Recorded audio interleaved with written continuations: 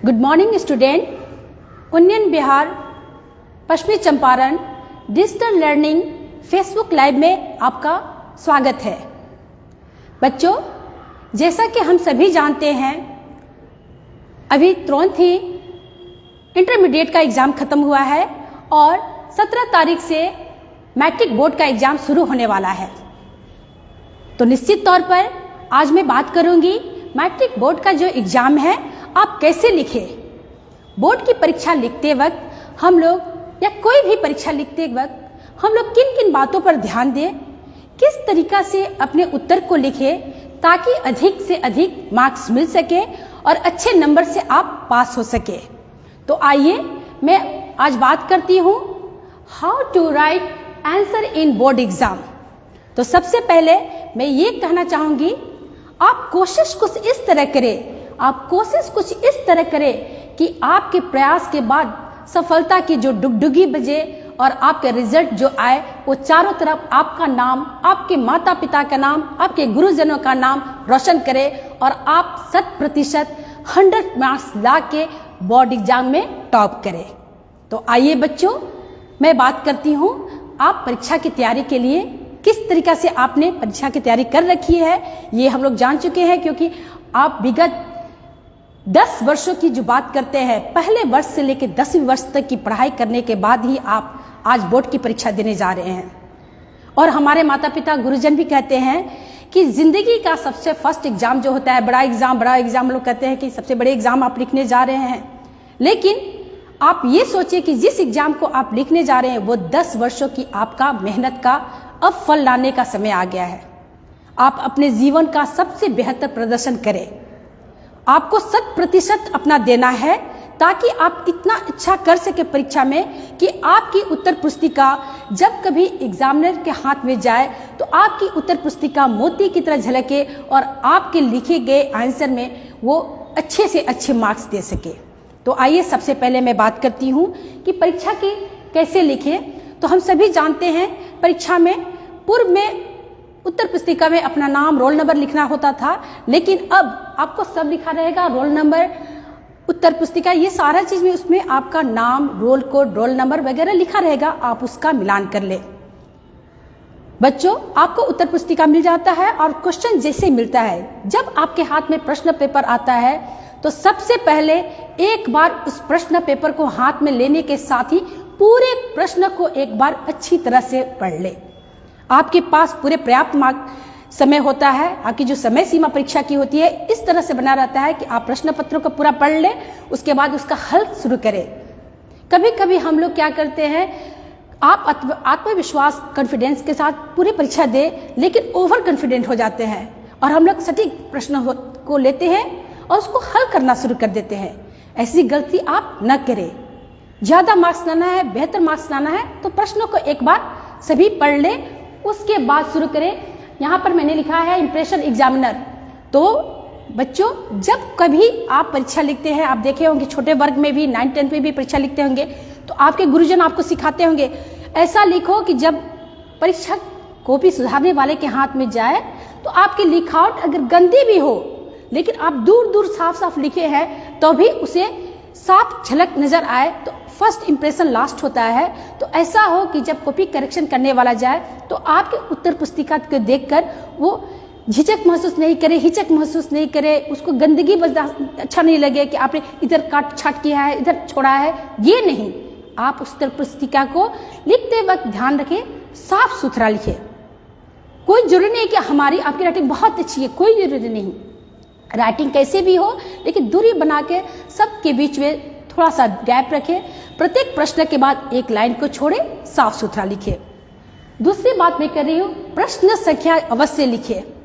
मैंने पूर्व में कहा छात्रों कि आप सबसे पहले प्रश्नों को पढ़ लें और उसके बाद उसका हल करना शुरू करें।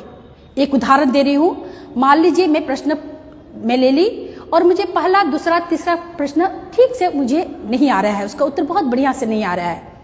5वां क्वेश्चन का उत्तर मुझे सबसे अच्छा से आ रहा है, तो आप 5वां क्वेश्चन ही सबसे पहले बनाएं। सबसे पहले 5वां क्वेश्चन को ही बनाएं और बनाते वक्त 5वां क्वेश्चन आप बना रहे तो 5वां ही नंबर डालें। सीरियल नंबर आपका 5 होगा, नहीं कि 1। भले आप 1 नंबर पर उसको बना रहे हैं, लेकिन जिस क्वेश्चन को बनाएंगे उसका नंबर आप अवश्य डालें। इस तरह से आप सीरियल नंबर बिल्कुल मेंटेन करें, यानी कि जिस प्रश्न को आप बना रहे हैं उसी प्रश्न का नंबर दें। कुछ मैं आपको थंब रूल्स बना रही हूँ। थंब रूल्स करने का अर्थ सामान्य सी नियम हम लोग जानते हैं कि जब हम लोग परीक्षा देते हैं तो जो प्रश्न सबसे पहले आता है उसी को हम लोग हल करें, यानी कि कोई जरूरी नहीं कि पहला प्रश्न हमको नहीं आता है तो हम उसी को लिख दें, ऐसा गलती नहीं करें। आपको जो अच्छा लगता है, जो सबसे पकड़ है, उसी को आप बनाएं। Do not leave space. कभी कभी होता क्या है, हम लोग प्रश्न बनाना शुरू कर देते हैं, तो पहला क्वेश्चन बनाए, दूसरा बनाए, हल कर लिए, तीसरा का आंसर नहीं मालूम है तो हम लोग क्या करते हैं कि तीसरे के लिए 4-5 लाइन छोड़ देते हैं। ये गलती आप भूल के भी नहीं करें। आपको अच्छे मार्क्स लाने हैं, इस बात को ध्यान देना है। तो अगर 1-2 क्वेश्चन हल कर लिए, तीसरा नहीं आ रहा है, आप छोड़ दीजिए।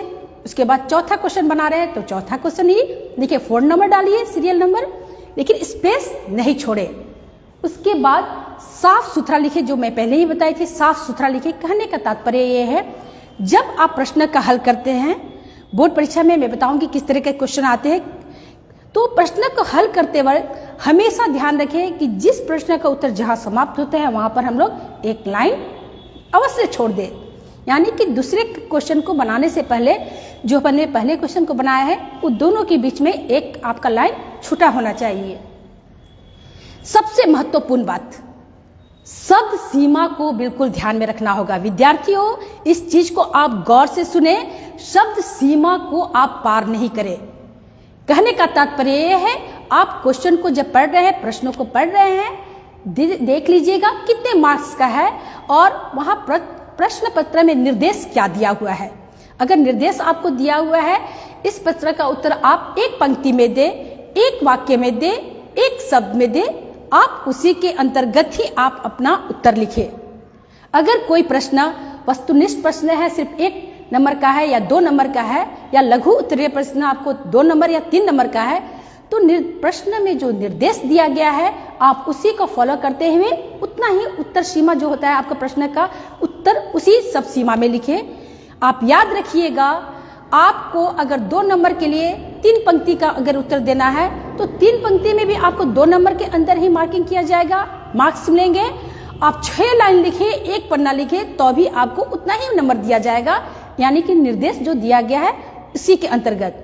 इसीलिए बेकार की बातों को लिखे नहीं, और उत्तर लिखते वक्त ध्यान ये दे कि आपको आवश्यक बिंदु छूटे नहीं, यानी कि जब आप अपनी उत्तर पुस्तिका में प्रश्नों को हल करते हुए लिख रहे हैं, उसको ध्यान दीजिएगा कि आवश्यक बातें छूटे नहीं और बेकार की बातें उसमें आए नहीं। तो शब्द सीमा को, आपको वर्ड लिमिट को एकदम ध्यान देना होगा, और वर्ड लिमिट के साथ साथ समय सीमा आपको टाइम मैनेजमेंट कुछ इस प्रकार रखना होगा कि जब आप अपने बोर्ड की एग्जाम दे रहे, 3 घंटा का एग्जाम है, तो आपको 3 घंटा के अंदर, 2.25 घंटा में भी पूरे प्रश्न को आपको हल कर लेना है। अगर 2 घंटा के एग्जाम में जितना समय दिया गया उसके अंदर ही आपको पूरे प्रश्नों को हल करके 15 मिनट रखना होगा कि आप 15 मिनट के बाद उस पूरे उत्तर पुस्तिका को एक बार सरसरी निगाह से पढ़ ले, ताकि कोई चीज अगर छूटा हुआ है आप उसको मेंटेन कर ले। कोई प्रश्न का उत्तर छूट गया है, आप अगर 15 मिनट लास्ट का जो समय बचा के रखे हैं उत्तर पुस्तिका को देखने के लिए, आप उसको उसमें देखेंगे। उसके बाद एक और बहुत इंपॉर्टेंट बात, ये हर एक विद्यार्थियों को ध्यान देनी होगी कि जब हम लोग परीक्षा लिखते हैं तो कई बार ऐसा होता है कि हम लोग लिखते जाते हैं और कुछ प्रश्नों को छोड़ देते हैं। तो बच्चे, मैं आपको यहाँ पर ये कहना चाहूंगी, आप प्रत्येक प्रश्न को टच जरूर करें, प्रत्येक प्रश्न का आंसर लिखने की प्रयास जरूर करें। हो सकता है कि अगर आपको उत्तर नहीं मालूम है, आपने किसी प्रश्न को टच किया, तो कभी हो सकता है कि बोर्ड या किसी प्रकार की परीक्षा हो, उसमें वो प्रश्न ही गलत निकल गया, तो आपको मार्किंग जो होगा तो वो तो आ जाएगा इसी तरह। तो इसमें हम लोगों को ध्यान देना होगा कि आपको बेहतर करने के लिए हर एक प्रश्नों को टच करना है। इस तरह से अगर हो सकता है कि अगर आपने प्रश्नों को टच ही नहीं किया, अगर 5 नंबर का कोई क्वेश्चन है, अनुच्छेद है या किसी प्रकार का कोई 5 नंबर का क्वेश्चन है, आपने उसको छोड़ दिया, तो निश्चित तौर पर आप कोई भी मार्क्स के वहां पर आपको मिलेगा ही नहीं, 1 नंबर भी आपको नहीं मिलेगा, क्योंकि आपने उस क्वेश्चन को छुआ नहीं, टच नहीं किया। लेकिन अगर आप उस 5 नंबर के क्वेश्चन को बनाते समय कुछ लिखा हो तो निश्चित तौर पर अगर उसमें से कुछ सही होगा तो कहीं ना कहीं कुछ मार्क्स अवश्य मिलेंगे। तो बच्चों, बोर्ड की परीक्षा या कोई भी परीक्षा लिखते वक्त इन बातों को मैंने जो बताया है उस पर जरूर ध्यान दें। तो मैं यहाँ पर आपको इस बार या फिर कैसे परीक्षा लिखेंगे उसको हम लोग जान गए हैं। मैं संस्कृत का एक एग्जाम्पल यहाँ एक फॉर्मेट ला के दिखा रही हूँ और बता रही हूँ कि किस तरीका से आप उसको परीक्षा लिखेंगे। तो आपको हिंदी, संस्कृत, अंग्रेजी ये लैंग्वेज के हो गए। इसके अतिरिक्त गणित, विज्ञान, सामाजिक विज्ञान, ये सारे आपको जितने भी सैद्धांतिक विषय है उसकी परीक्षा लिखते वक्त हम लोगों को इन बिंदुओं पर ध्यान देना होगा। यहाँ पर मैं बताऊं कि संस्कृत की जो परीक्षा है, एक उदाहरण संस्कृत की परीक्षा के लिए मैं दे रही हूँ, तो 50 मार्क्स व्याकरण के लिए होंगे और 50 मार्क्स जो होंगे वो पुस्तक से जो क्वेश्चन आते हैं संवादिक उसके लिए होंगे। तो बच्चों, यहाँ पर ध्यान ये देना है कि अब जब प्रश्न को हल करने जा रहे हैं तो वस्तुनिष्ठ प्रश्न के लिए आप देखेंगे कि ए बी सी जो होता है वहां पर जैसे ए बी सी डी ये गोल जो घेरा हुआ है आप इसे ध्यान देंगे, ये क्वेश्चन नंबर 1 है। ठीक है, तो बच्चे ध्यान दें कि जब OMR शीट के लिए आप गोले को घेरते हैं तो आप बहुत अधिक इसमें घबराए नहीं या हड़बड़ाए नहीं।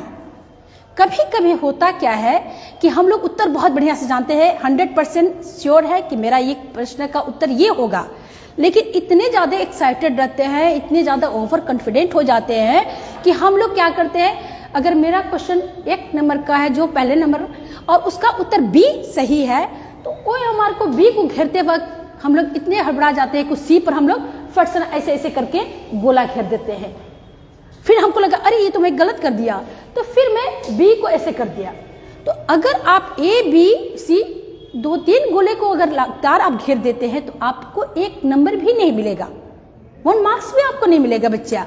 तो इसलिए विद्यार्थी इसमें आप ध्यान इसको दीजिएगा कि आप एकदम बढ़िया से प्रश्नों को पढ़ लीजिए, खूब गौर से, बहुत धैर्य से, पूरे आत्मविश्वास के साथ। और 50 नंबर की वस्तुनिष्ठ प्रश्न की बात है तो 50 नंबर कम नहीं होता है।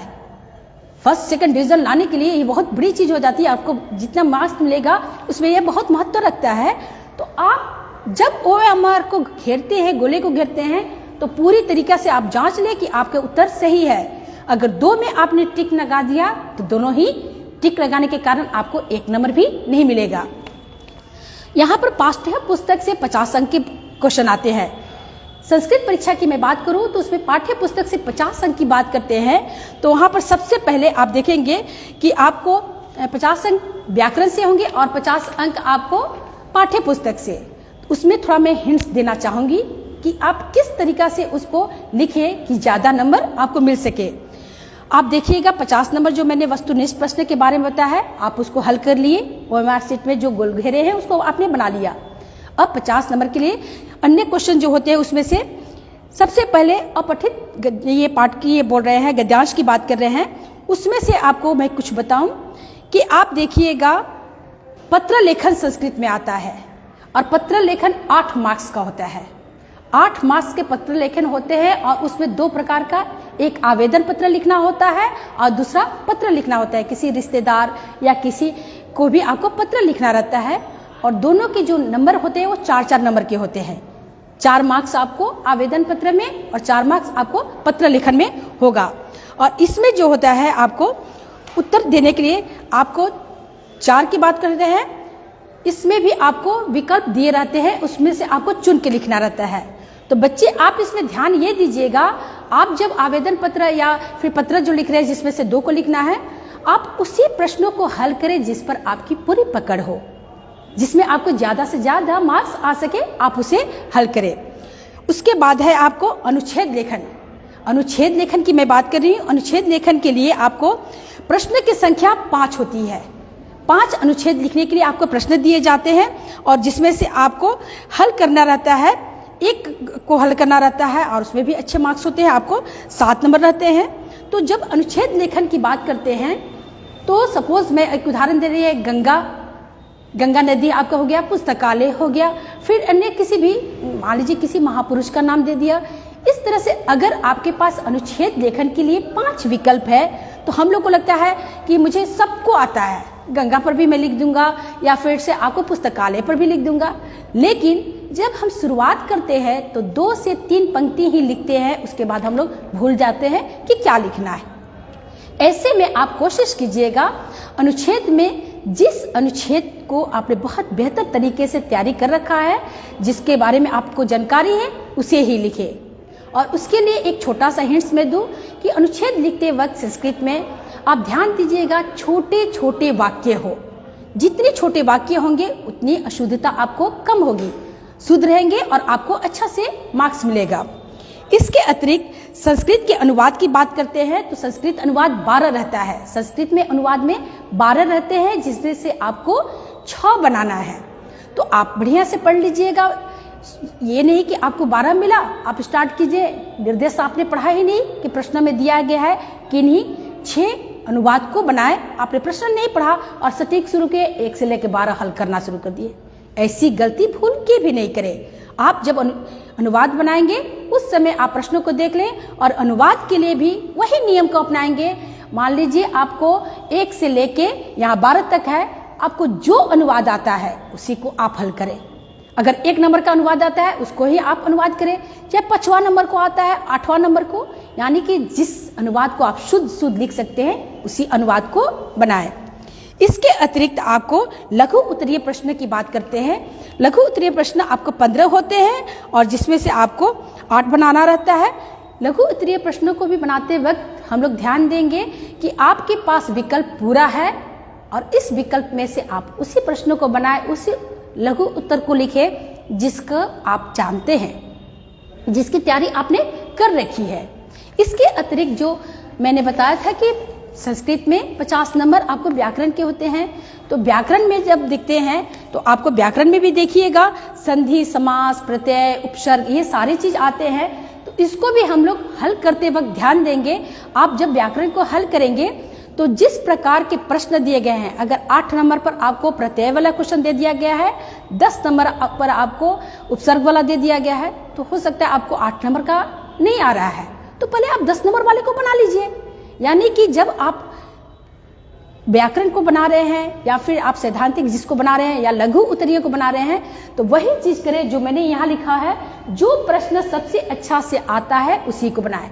लेकिन सिर्फ ध्यान देने की बात यह है, प्रश्न कोई भी हो लेकिन उसका सीरियल नंबर जो है आप बिल्कुल सही से डालें, क्योंकि जब एग्जामिनर कॉपी करेक्शन करता है तो अगर आपने क्वेश्चन नंबर 4 बनाया है, क्वेश्चन नंबर आपने 4 बनाया है और आप क्वेश्चन नंबर 4 को बनाते वक्त पूरे उत्तर को लिख दिए हैं और यहाँ पर उत्तर लिख दिए हैं या आंसर लिख दिए हैं, फिर उत्तर लिख दिए हैं, लेकिन आपने क्वेश्चन नंबर 4 लिखा ही नहीं है, तो बच्चों यहाँ ध्यान देने की बात यह होगी कि आपका कॉपी करेक्शन करने वाला नहीं जान रहा है आपने किस प्रश्न को हल किया है, तो हो सकता है वो आपके आंसर को काट दे, क्योंकि उन्हें पता नहीं है आपने ये 4थे नंबर को हल किया है या 5वें नंबर को।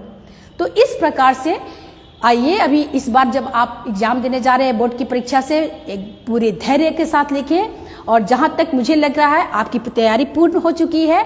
और सबसे बड़ी बात, उन्नयन बिहार पश्चिमी चंपारण की टीम ने लगातार जो क्रैश कोर्स आपके लिए अभी तक ला रहे हैं और आपकी तैयारी कराई, यानी कि बोर्ड की एग्जाम जिस दिन आपका शुरू होगा उस दिन तक वो आपकी क्रैश कोर्स के माध्यम से सभी सब्जेक्ट का आपको ज्ञान दे रहे हैं। तो इन गुरुओं के द्वारा आपको बहुत सारे टिप्स मिल गए होंगे, क्योंकि विषय विशेषज्ञ जो हमारे उन्नयन के जो टीम के शिक्षक गण हैं आपको बहुत जानकारी दिए। और मैं आपको आज हाउ टू राइट, यानी कि आप परीक्षा कैसे लिखें, उसके लिए मैंने कुछ आवश्यक निर्देश को मैंने बताया है। 3 बात को ध्यान रखिएगा। जिस दिन आपका पेपर होगा कोई घबराए नहीं, कोई हड़बड़ाहट नहीं, रात को अपना जितना पढ़ लिए आराम की नींद लेंगे, सुबह अच्छी तरह से पेपर लिखने जाएंगे। पेपर लिखने जाने से पहले, सेंटर से पहुंचने से पहले आप अपना जांच लीजिएगा, आपके पास एडमिट कार्ड हो, पेन हो, पेंसिल हो, रबड़ हो, कटर, जो आवश्यक चीज है वो बिल्कुल आपके पास हो। दूसरी चीज, आप समय से 15-20 मिनट पहले सेंटर पर पहुंचे ताकि आपको कोई भी हड़बड़ाहट नहीं हो, कहीं जाम में नहीं फंसे और बहुत घबराते हुए सेंटर पर जाएं और क्वेश्चन हल करने से पहले घबरा जाए। ऐसा नहीं करें, समय पर पहुंचे।